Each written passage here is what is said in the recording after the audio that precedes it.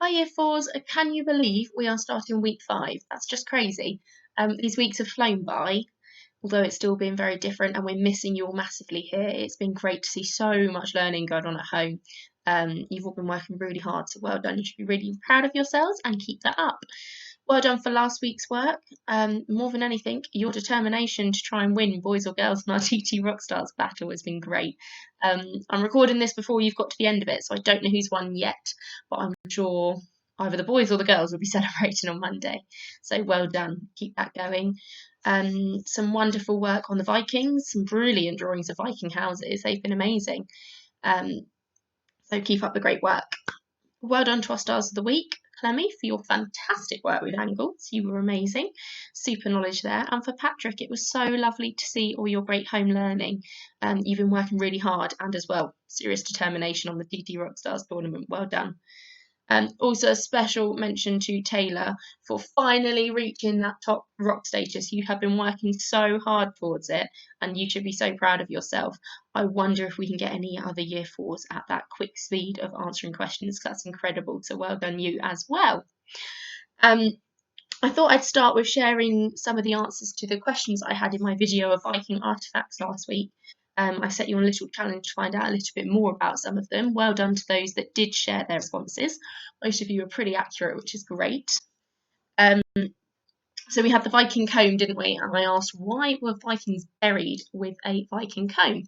And as lots of you said, part of it was about the afterlife that they believed in, a bit like the Egyptians did. And so being clean and ready for that. But it also has a religious kind of symbol of cleanliness. So that as well alongside it. So well done on that one. I asked you what this strange object was, with a very sharp pointy bit on the end.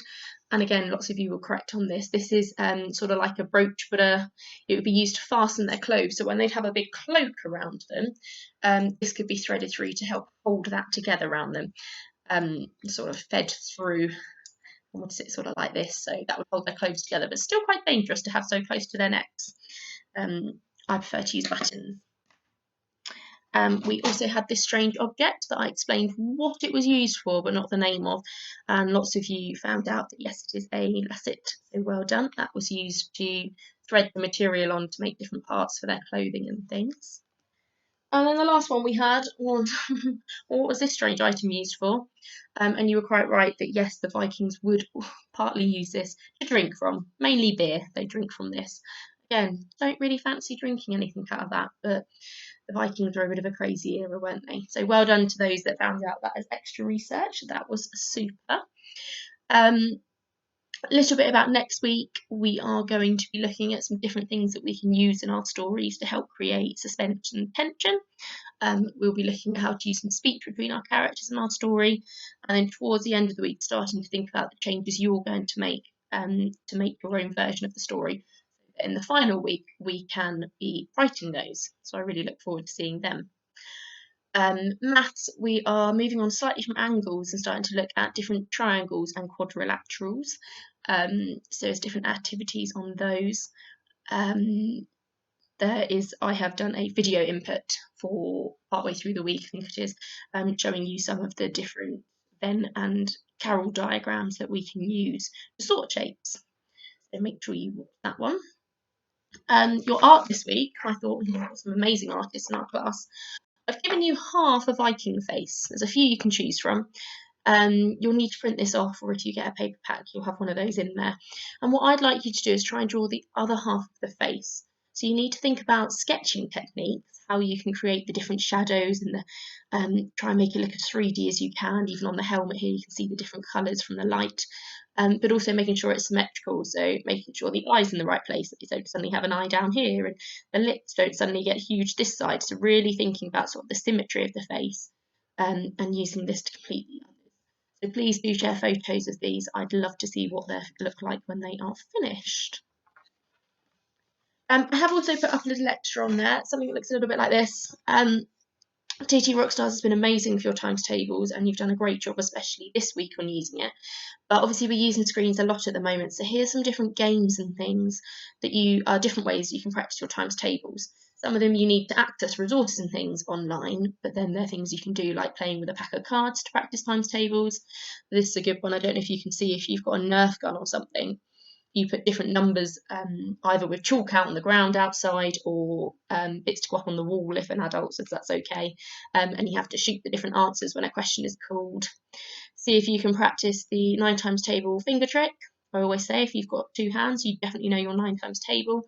And there's another game on the back there as well that you can use that's a little bit like similar to Connect 4. So use those, have a go, see how you get on with those, just different ways that you can practice those tables. Obviously there's other bits on there, but I will let you look at the overview, as I'd quite like to finish reading Arthur and the Golden Rope to you. So when we finished last week, the wolf had just attacked the town, hadn't he? And they knew that somebody needed to go to the Viking gods for help. But everyone was injured, and Arthur was kind of the last person left. But the town weren't feeling very confident that he was the man for it. So, that night, Arthur lay wide awake, the harsh words of the townsfolk running through his head. Maybe he was a meddler and had led the wolf straight to the town. Taking a deep breath, Arthur decided that he must go and find the god of storms. Packing up his most useful possessions, he climbed out of his bedroom window and headed for the harbour. He'd had many adventures in the forest. How much harder could this be?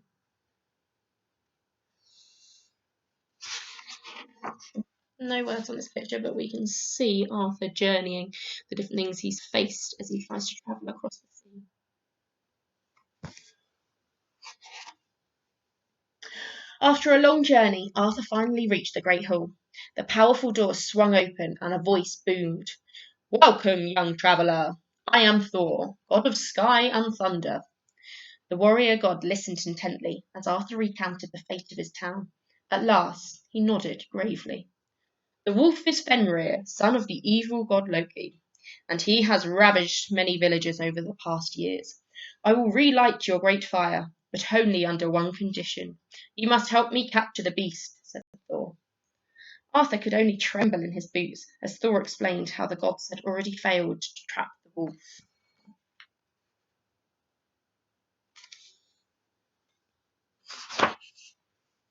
Fenrir had nearly squished Freyja, the god of love, when she had tried to cast a spell.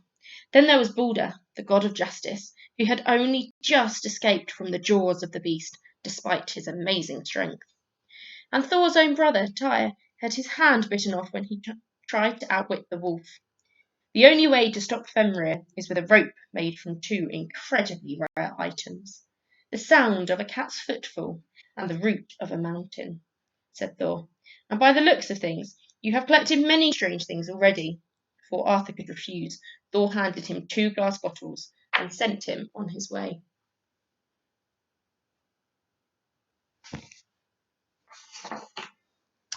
If Arthur was to catch the sound of a cat's footfall, he would have to find a very big cat.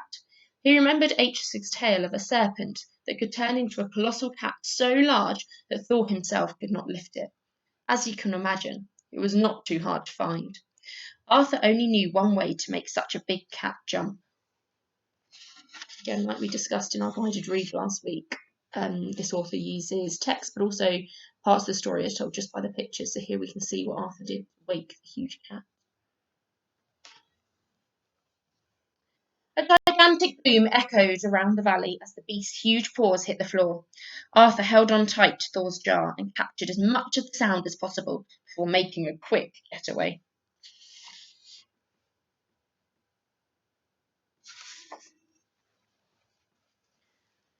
For his second challenge, Arthur was truly stumped. He had heard of a huge library within the God's Hall. Perhaps he could find something useful there. He searched for an entire day and night but found nothing. It was only when reading the last book from the very last shelf that an ancient piece of parchment fell out.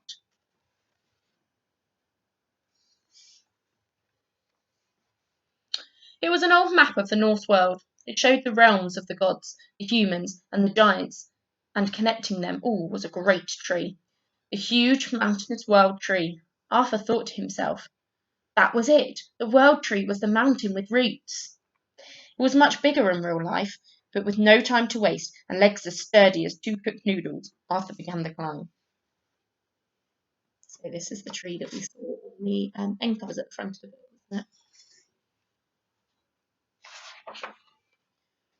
No words, but we can see Arthur here trying to climb up the tree. Something here has attacked him.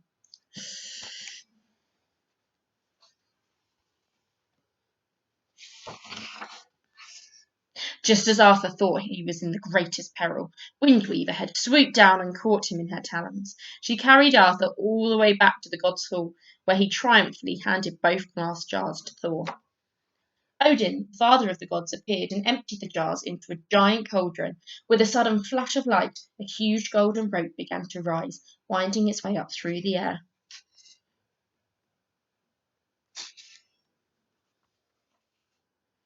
Thor tied the golden rope to his belt and turned to Arthur. "You are truly a brave young adventurer, but you still have one challenge left. You must distract the wolf just long enough for me to tie him up. Then I can save your town." Arthur nodded solemnly, but quivered with fear as he looked at Thor's one-handed brother. What would happen to him if he confronted the beast? He would have to come up with a plan, and quickly. The path of Fenrir's destruction was clear to see. It tore through the forest and stopped right outside a small village.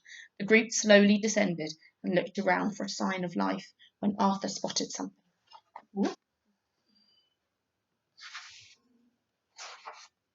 It was a trap. A loud roar erupted from the forest as the most terrifying of creatures appeared. Arthur looked on, feeling impossibly small and helpless, and then he saw the beast right behind him. In fear, Arthur ran as fast as he could into the forest to hide. Creatures that we can see on the back of the book there. Fenrir's powerful nose quickly sniffed Arthur out, and a gigantic claw began to creep closer and closer. In that moment, Arthur was struck with an idea. He jumped up, ready to bash the wolf on its nose. But Fenrir was too quick. With a loud crunch, he bit Arthur's hand straight off. Uh-oh. And then Arthur pulled out his real hand. Fenrir had been tricked. The huge beast had bitten the hand of time and swallowed it whole. His whole body froze in an instant, except for his eyes, which blinked in confusion. After defeating Fenrir's minions, Thor was able to tie Fenrir up, while Arthur beamed with pride.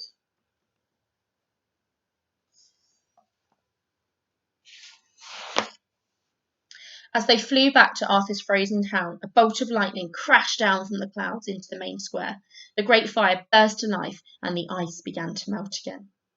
The townsfolk cheered and gathered around to hear Thor speak. Arthur went quietly over to Atrix with his journal full of the adventures and creatures he had seen. When Thor explained that it was actually Arthur who had defeated Fenrir, they all went to celebrate with him. But by then he was already fast asleep.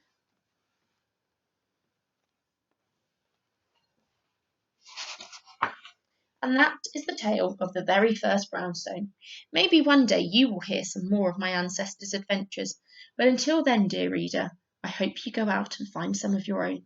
Sometimes the greatest heroes are the unlikeliest. There we go. I hope you enjoyed that story. I know lots of you are excited to hear what happened next.